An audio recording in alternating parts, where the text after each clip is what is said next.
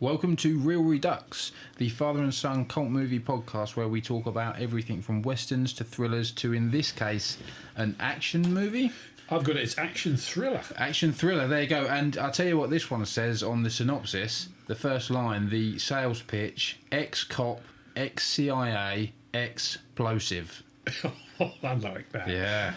When was this made? Let me guess. The 80s. Yeah, the 80s. So in this week's episode, we are talking about that very movie, Malone, 1987. Correct. We have got a little quiz or two between us, as we always do, and then we'll finish, as usual, with our pairings and double feature recommendations. So would you like to flesh out a little bit about Malone? Absolutely. So Burt Reynolds plays Malone. Our first Burt Reynolds flick. Yeah, and a very good Burt Reynolds flick. Yes. Because you're used to him making sort of a lot of quick, off-the-mark comedy stuff, and until he meets somebody midway through this movie, he doesn't even smile. So good performance, one of the best performances by Reynolds, I think. Cliff Robertson, who plays a very convincing baddie called Delaney.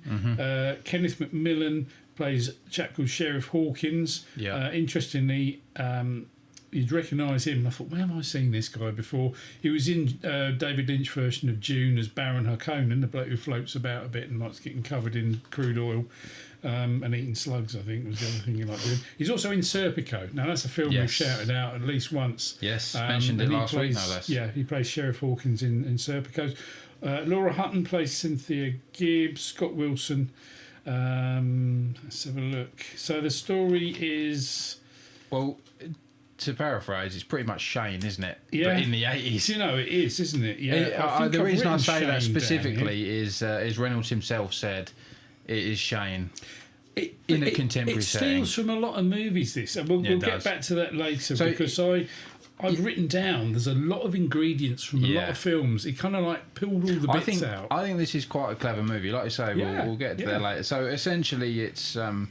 a disgruntled CIA operative. Well, he's ex-CIA. Ex-CIA at this point, because it starts with he's lost the ability to pull the trigger, basically, hasn't he? He's decided that he's lost his mojo in his assassination job. He fails to assassinate someone. Yep. And next thing he's left the CIA and he rocks up in small town America. Yeah. To fix his car that's broken.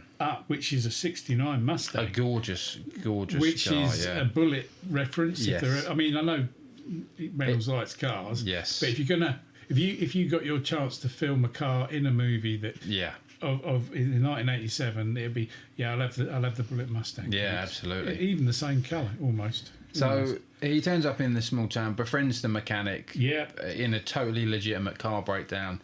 And it turns out the town is run by a little bit like last week's episode, actually. Local businessmen. Well, they're mercenaries. These guys, I think, best describes them. Cliff Robertson's a senator, isn't he, or a wannabe senator? He is. He's a powerful man, and he's trying to preach the sort of almost a parallax view way of America, isn't it? A lot of parallax view in this. Yeah, a lot of parallax view in this. It's this new. The all-American way kind of thing, or at least that's what he's describing. So you mentioned you enjoyed the Burt Reynolds performance. What are your thoughts generally on Burt Reynolds to qualify? Well, Deliverance, loved it.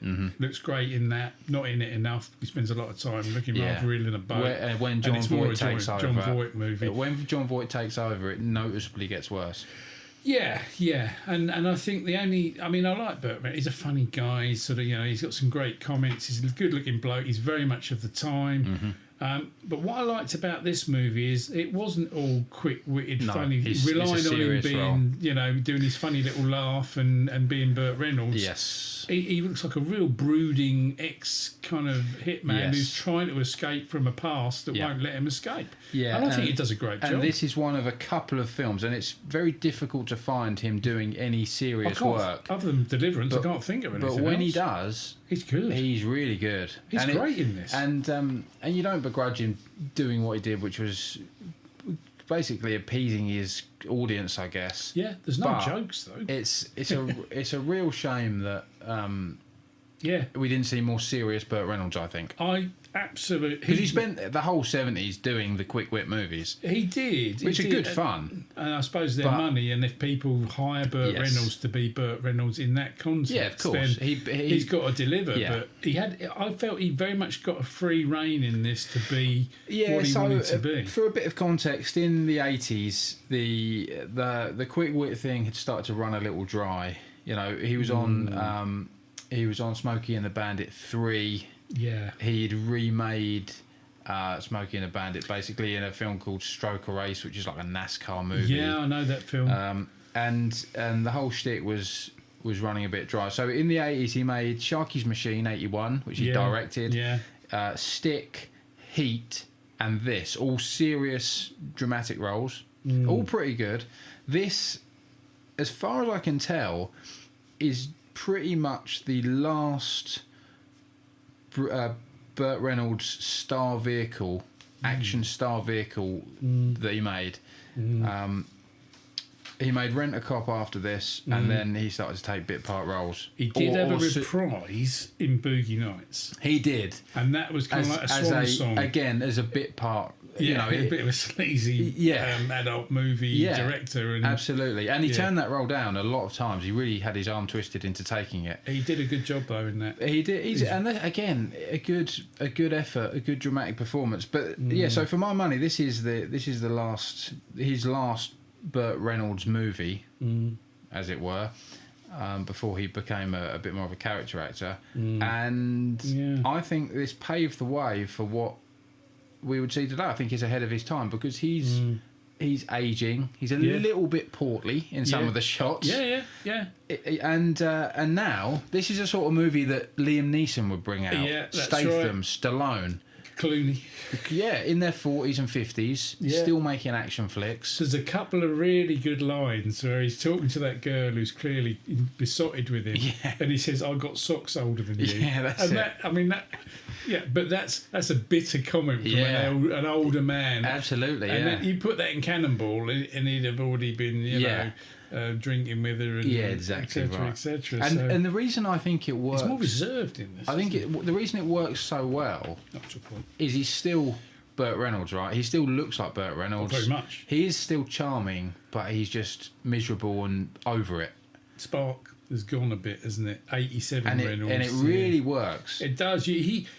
I wonder how much of Reynolds is actually in this role. He's almost, because he must have got quite a bit. I think his estate was struggling a bit, wasn't it? And he notorious money issues. Disappeared off the face. And a lot of his films weren't shown because there were licensing issues, and you couldn't buy a Burt Reynolds DVD because there were problems with them releasing or something. And you're right, monetary problem. And you can't help wondering if it's all weighing a bit heavy on his shoulders, and he's starting to think, oh, come on, I'll do it, but I'm just going to play myself, and that's a pretty sort of down guy at the moment. Yeah. Although it does cheer up a bit when Jamie arrives? Yes. Which she kind of magically, because I thought she was going to take him out. Yeah.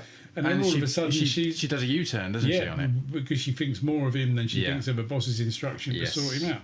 So that was quite a nice turn, because I thought, that's going to be a shame, because she's going to deceive him and then basically shoot him. But she's straight up with him straight away, which is nice. Yeah, I think another thing that really impressed me about this film, and I think that we were discussing just before we started recording, the 80s are a bit of a void for realism and grittiness. For everything the 70s did to go into that sort of avenue, the 80s reversed it, and it was all cheesy A-team action. It came a bit diluted. It looked like an episode of the A-team. It did, but a long episode. The thing that really turned my head is when he finally has a shootout with the bloke, he shoots him and his whole chest explodes with blood, which I couldn't believe. No, I was surprised. That's when he shoots him off the barrier when he turns up at the house. And then I think Reynolds takes a shot and there's like blood on his shoulder. Yeah. And it's really, really the opposite of the 80s. Yeah. The whole barn should explode and they all walk away. It's almost Tarantino. Whereas this is sort of a passing shotgun blow and you can see all the gore. Yeah, it's a right which is really 70s action. Yeah, it is. And that really and that peck and power quality gore. And that theme continued, and that really actually impressed me Do you reckon they were in the cutting room and they thought we're going to have to just add a bit? Let's just ramp it up. Yeah, let's just take it to 11 sort of thing. Yeah, and it did make me hark for a 70s version of this with Reynolds in the lead role, playing it dramatically. Yeah, you know, at the sort of peak of his powers, a bit Lee Marvin-y. He's a little bit like that in White Lightning before he's become like Burt Reynolds. White Lightning, yeah. Basically, any movies without his moustache, the early ones. When's Longest Yard? Is that because that's 74? Oh, right, okay, so that's quite early then. Yeah, he's still kind of hard edged in that. He's a good guy. But he's movie star, megastar. And ironically, the first notable credit Burt Reynolds has, like I said, this for me is his last Burt Reynolds movie. Yeah. One of his very early credits is a film 1965, Operation CIA. Oh, right. Which is not particularly impressive, but it's an interesting footnote that he sort of propelled himself forward and finished as a CIA operative. Yeah. I tell you what, I every time as the scenes went along in this movie, and you've already touched on this, it's kind of like he was trying to integrate a lot of the films that presumably he liked. So I made a list of them here, and so we start off with one. It looks a bit like the 18, but then it wasn't invented then, so fair enough. Yeah, I think that might have been the Cliff Robinson bit. He was kind of like maybe. So we've got the 69 Mustang. Well, that's got to be sort of like a Bullet reference. Yeah, or echoes of Bullet. Yeah. And then we've got the barber's chair scene. Yeah, which great is a direct reference to High Plains Drifter. Yes, it is. Where he's about having to the shave, and he's got his hand over what. That's a great scene. It is good, and that is a High Plains Drifter scene. Absolutely is. Hitman to a small town with a love interest. I've got the American George Clooney. Yeah. Now, I know that came later, but. Well, it did, yeah. But it made me think of that. We got the sheriff in a small town giving him grief, and a Vietnam reference, which is First Blood. Yeah. So again, and I know it predates it, but you've got all these ingredients. You know, it's just the garage owner. What have I got? There's a great line about he was there in '61. And he says that was a bit early, wasn't it? He said not for what I was there for. Yeah, that's it. And that's a really, I think that's quite a nice. The dialogue in this is great. Like the dialogue in the barber shop with the finger gun as well is great. The other thing I've got is Shooter with Mark Wahlberg. The ending at the Senator's Ranch. Yeah, here we go again. Yeah, you know, very much so. And you've got the Senator. You've got $1 Billion Brain. Yeah. You've got the control room and the New World Order thing going on. The early computer technology. Yeah. Pale Rider. You've got the besotted daughter who's absolutely obsessed with him. Pale Rider's a really close comparison as well. Yeah. And Man in the Saddle.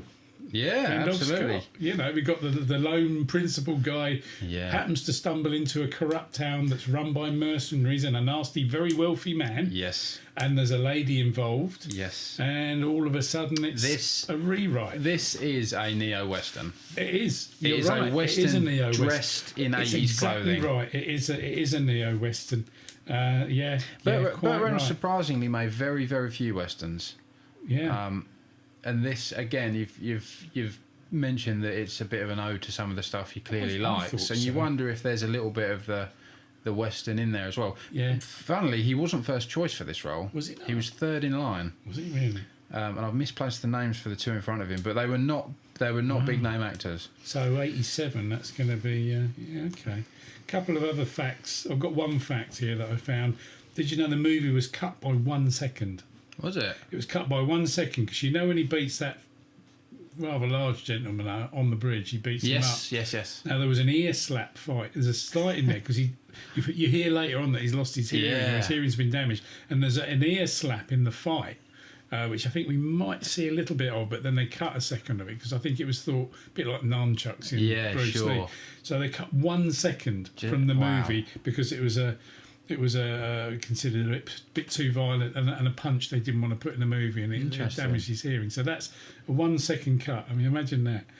And the other thing I liked about this was there was a guy who looked like Count Dracula, who was a baddie in there, and the Hitman.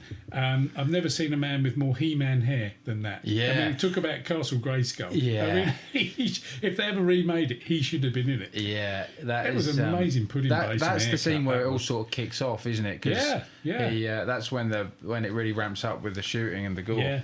Yeah.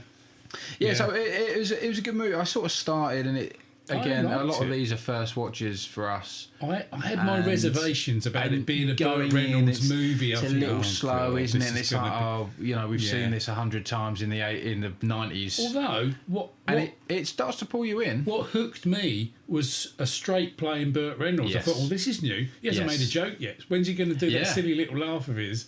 And there's none of it. He just never gets and there. And then Jamie turns up and he mellows a bit, and starts smiling, and that's fair enough. But up until that, I thought it was an immensely enjoyable performance. And I wish, like you said, you said earlier, I wish we'd seen more of him play this role. Yes. In a various number of roles as a sort of straight, proper acting guy. Let me tell you about that. So, interesting, Burt Reynolds is almost as famous for his acting as he is for roles that he passed on. Wow. So I'm going to give you some lists of, and again, I've looked this up specifically for the episode. I'm going to give you some roles he passed on. And there is concrete evidence that this is true. So this isn't hearsay. This is him saying no. This or is his him, agent or him? This is him that has been on record saying, I said no to this, and it's been corroborated by others. My goodness. So, and I promise you, the first one's going to blow your mind. Okay. James Bond. I was going to say James Bond. Yeah. He said no to Live and Let Die. George Lazenby got it. Wow. Live and Let Die. No, Live and Let Die. No, Live and Let Die is Roger Moore. Roger Moore. Lazenby's On Her Majesty's Secret Service. Yes, On Her Majesty's Secret Service. Yes, he was offered Bond. He was Bond, and he turned it down because he didn't think an American should play it. I'm inclined to agree. And actually, in that particular case, in that particular case, I'm with him. Despite the fact he's turned down the role of a lifetime, a noble way to turn it down. Could I see him as Bond? I don't know. Well, the next one, I absolutely can see him as Han Solo. Oh my God! Yeah.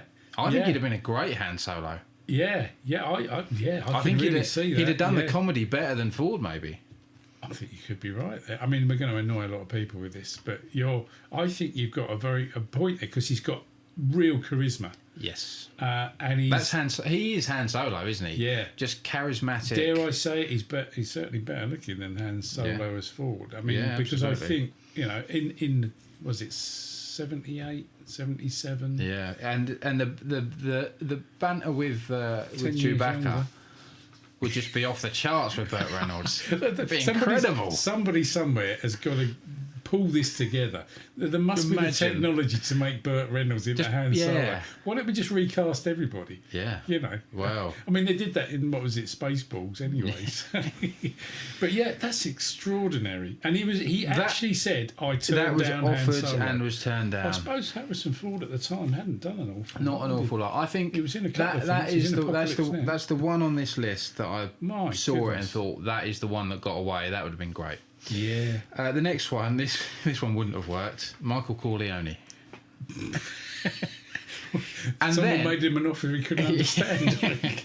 And then when that went to Pacino, he might have been first choice anyway. He might have said no. You know how these things work. Still can't get over that. He was offered apparently Sonny Corleone. James Caan. I think that could have worked. Do you know? Yeah. Although who's the guy who plays? He's such a good actor, and he's only done a few things. Is it not Vito? Is it Vito, the brother with the dark hair? Fredo. Yeah. So we could have had instead of James Caan, Reynolds again. I think that would have worked. Do you know? I think that would have worked. I think again, his older brother. He's the charismatic just imagine older, him slapping him round the face, going, "Hey, the charismatic older, more American brother, and the badder one of the two, and the bad, because let's face it, his brother, up until he goes to that restaurant. And by the way, when you look at what Burt Reynolds actually did, this list is a travesty. It's astonishing. They aren't. The rest aren't as good, but they're still worth knowing. I've got to know. Trapper John in MASH. Yeah. Okay. Yeah. Again, I turned think it down. He would have been great. Turned it down. He did. His character, made for MASH. His comedy is MASH all over. And he turned it down for an adventure film, which I've forgotten the name of, but it was awful. Oh dear. But it was a total flop. And the last one again, and I think this is one that really hurt him Gator, because it's a later. No, it came after. maybe before Gage actually. This is the one that I think he's been on record saying hurt him the most. Is he turned down Garrett in Terms of Endearment, which Jack Nicholson took and won an Oscar for. Yeah. And obviously there was a big thing with Reynolds and not really getting any recognition from the Academy or anything like that. That's true. That role was the writer has been on record and said that role was written for Burt Reynolds, and he turned it down, and Nicholson won the Oscar. So is he taking advice on these turn downs then, or did he was it him? I think there was a lot of loyalty, like Stroker Race, which he took instead of. It might even have been this. That's a car racing one, isn't it? He took that as NASCAR. NASCAR. He took that out of loyalty to Hal Needham, his long-term stuntman, because of course the whole. So it's a pretty.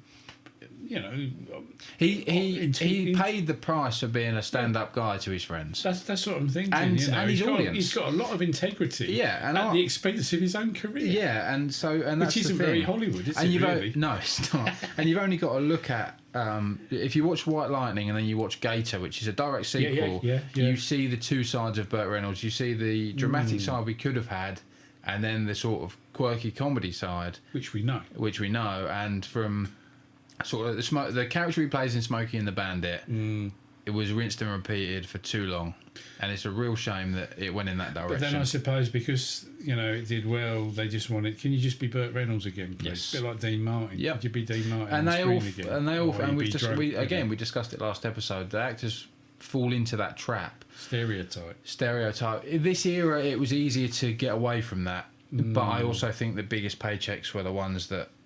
I think you had to be a pretty strong, powerful actor to say, I don't want to be that character anymore. But it's a fascinating discussion because it really is. For someone so famous, and he really is unbelievably recognisable and famous. Yeah, he didn't have a super run at the top. No, you'd say from 72 to 78, he was at his peak. He was. He posed for Playboy, didn't he? But he transcended. Star. Yeah, he was he transcended Hollywood. He was a good-looking guy he was a heartthrob. I think probably sums him up. Yeah, probably better known for his looks than his acting prowess. Yeah, he was a fun guy. He's the face of the 70s. A lot of people liked what he projected. They liked he was a fun bloke. He was a laugh. He looked good. I mean, he looks amazing in Deliverance. I mean, he looks so good. Yes, he does. But yeah, that is. It's a shame because in this his acting really shines through. It does, and it's a good film. Cliff Robertson again, someone well past his best at this point. Yeah, is good. He's quite psychotic, isn't he? Yeah, he is. I think he's pretty good in this, and he's even to the point where he's still trying to enlist Reynolds to work with him. There's that bit where there's a twinkle. He shoots all his men, and he's walking through and he's thinking, "This is the kind of guy I want to hire." Yeah, and you know he's going to make him an offer. Yes, and say, "Look, we can take on the world." And he's just missed the point completely that he's principled and you're a lunatic. Yeah, exactly. $1 billion brainy, isn't it? Yeah, it is. Carl Malden and Michael Caine. Yeah, it's this really blindsided me with how much better it was than I thought. Because like you, in the early blows and looking at it, I thought this is going to be a feature-length A-Team episode with Burt Reynolds in it. It wasn't too long either. And 90 minutes. Yeah. But it's just better than 90% of action from the 80s, I think. If someone was to say to me, Deliverance excluded, tell me a Burt Reynolds film to watch that I'm going to enjoy, just give me something different. Yeah, this would be it. Yeah. Because I just really... I would genuinely say as an 80s action film, it's right up there. It's a little bit weak with budgetary constraints. It's a no-brainer, but in a 80s thriller, in a decade with a lot of really quite naff. Despite budgets going through the roof, the films look naff. Too many explosions, not enough actual realistic violence and grittiness. Yeah, this is a bit of a throwback. The story's all right. The story's good enough. Characters are nice and like I say, neo-western sort of means to an end. The story, isn't it? Some weird baddies in it, which keeps it interesting. Have you? I was interested. If you've got baddies that are city money baddies, they always wear suits. They always wear suits. They've always got. They look like. And not only that, they've got a tie pin and a tie bar. and then a money clip, and they've got and you know, it's like you're going out to this sort of like hick garage to sort something out. You look like you're going to your own wedding. Yeah, you know, your shoes. The assassin doesn't even get out of the car, does he? No, exactly. The He-Man. Well, he does eventually. He doesn't want to get that suit dirty, though. I mean, let's be honest. Yeah. Well, his hair, yeah. It was so pudding base and hair. I mean, it was He-Man, wasn't Well, it's funny you mention hair.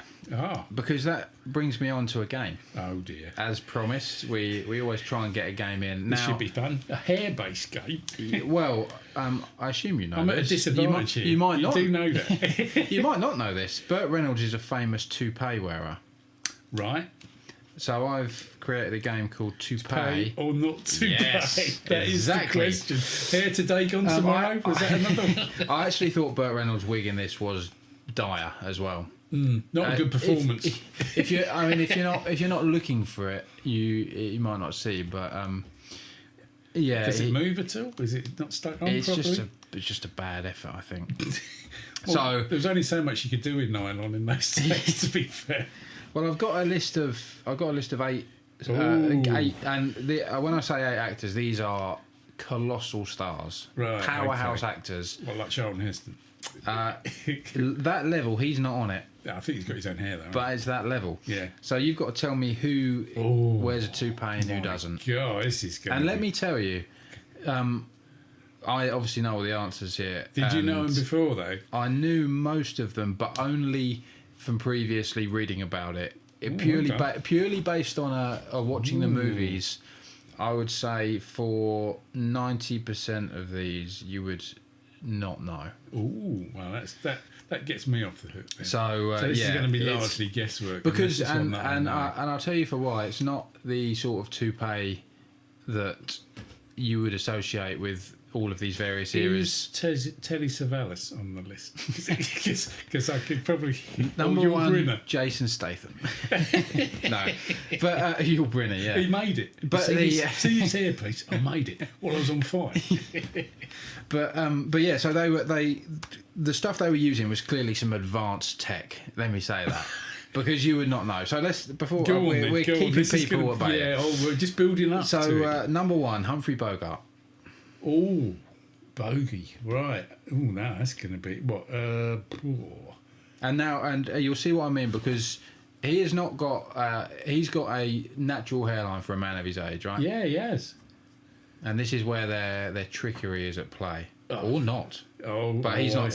But he's not the only one on the list, so I'm not giving you any clues with that. So it's hair on. It's toupee or not toupee. That is the question. All right. I'm going to. I feel bad about saying that he wore a hairpiece. It's going to be crazy, isn't it? Are these crazy answers, some of these? Yeah, pretty crazy. Yes. Yes, he did. Totally bald on top. Really? Wore a hairpiece. Wore a hairpiece in public as well. Wow. Wore a hairpiece in public as well. So there's no, as far as I'm aware, there's no photographic evidence. But I'm just trying to visualise him with a shiny head. Well and truly known he wore a wig. Yeah. Frank Sinatra. I think yes. Yes, correct. That one I think I knew. He was a toupee wearer. Yes. Gregory Peck. Well, he did have very nice hair.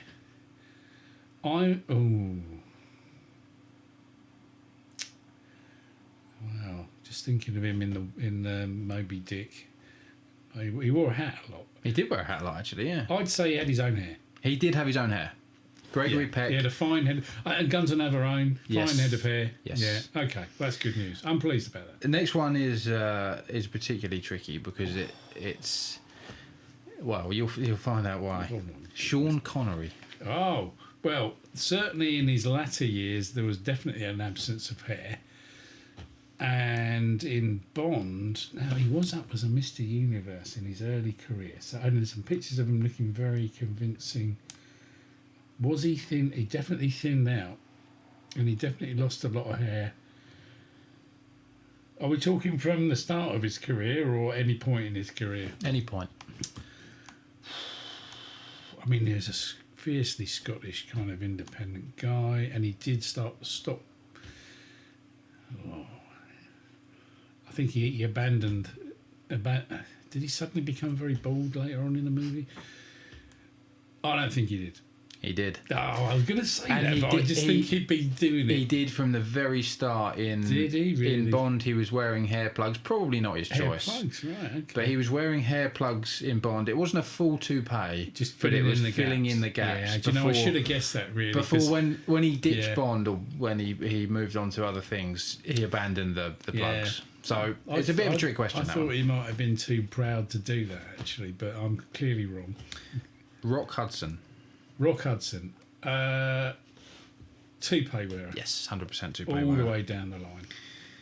John Wayne. Yeah. Toupee wearer. Yeah, I know that one. And lots of photographs of him with his bald head out as well. Yeah. Apparently... Didn't he do... There's a film where he plays a Japanese Mandarin or something, and I think he has more of a balding head, so that might have been a genuine not wearing the hairpiece. Yeah, it gets a lot of bad publicity, Wayne. We won't go into that, but notoriously was very blasé about his hairpiece. Out in public. We just wouldn't wear it. Didn't care. No. So a lack of vanity. Last two. Ooh. Cary Grant. A notoriously good head of hair. Or not. A very well-dressed gentleman as well. That suit in North by Northwest on the train. One of the best. That and Goldfinger suit. One of the best grey suits in the movies. Did he wear a hairpiece? Old Archie Leach. It was of an era where he would have probably been asked to have perfect hair to match his perfect suit. I'm going to take a wild punt here. I'd say Cary Grant. Yes, he did. No, he didn't. Oh. Naturally excellent hairline. Right to the very end. I'm pleased about that. Well done, Cary. Yeah, the real deal. So now when I see him, I'll be even more satisfied. Yeah, he's got an excellent head of hair. I did him an injustice. Sorry, Archie. And the last one he's not quite on the level of the other guys on the list, but still a big star nonetheless. Christopher Reeve. One of the very, very early sort of muscle men for Superman. Yeah, very much. Yeah, that's right. Did he wear a wig? Wow, he did have a good head of hair. Christopher Reeve. I mean, he was a pretty fit guy, wasn't he? And he had to look right for Superman. Oh, this is a pure guess.